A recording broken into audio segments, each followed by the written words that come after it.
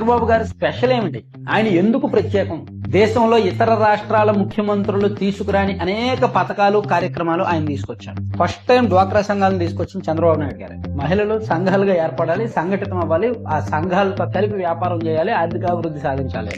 దీపం పథకాన్ని first time తీసుకొచ్చిన చంద్రబాబు గారు. అప్పటి వరకు దేశంలో చాలా చోట్ల కట్టెల పొయ్యిలో దిక్కువుతుంది.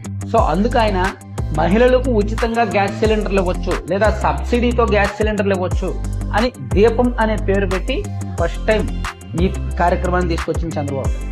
అంతెందుకు, రైతులు వాళ్ళు పండించిన ఉత్పత్తులు వాళ్లే నేరుగా అమ్ముకునేలాగా 2 తెలుగు రాష్ట్రాల్లో ఎక్కడ చూసినా రైతు బజార్లు ఉంటాయి. సో ఈ రైతు బజార్లని ఫస్ట్ తీసుకొచ్చింది కూడా చంద్రబాబు గారు.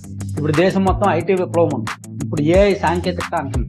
కానీ ఫస్ట్ టైం బిల్ గేట్స్ గారి అపాయింట్మెంట్ కోసం కొన్ని రోజుల తరబడి వెయిట్ చేసి ఆయన 10 నిమిషాలు ఆయన అపాయింట్మెంట్ తీసుకొని 10 నిమిషాలు అన్నది కాస్త 45 నిమిషాలు మాట్లాడి ఆయన్ని ఒప్పించి హైదరాబాద్ కు మైక్రోసాఫ్ట్ ను రప్పించి, మైక్రోసాఫ్ట్ లాంటి దిగ్గజ సంస్థ వచ్చినప్పుడు మిగిలినవి కూడా అలాగే వచ్చి సైబర్ టవర్స్ నెలకొల్పి ఒక ఐటీ విప్లవానికి నాంది పలికింది ఆయన. అలాగే క్రైసిస్ మేనేజ్మెంట్, ఆయన ఫస్ట్ టైం సీఎం అయినప్పుడు కోనసీమ ఆ ప్రాంతంలో తుఫాన్ వచ్చినప్పుడు. అలాగే రాష్ట్రపతి ఎంపికలో కీలకంగా వ్యవహరించారు.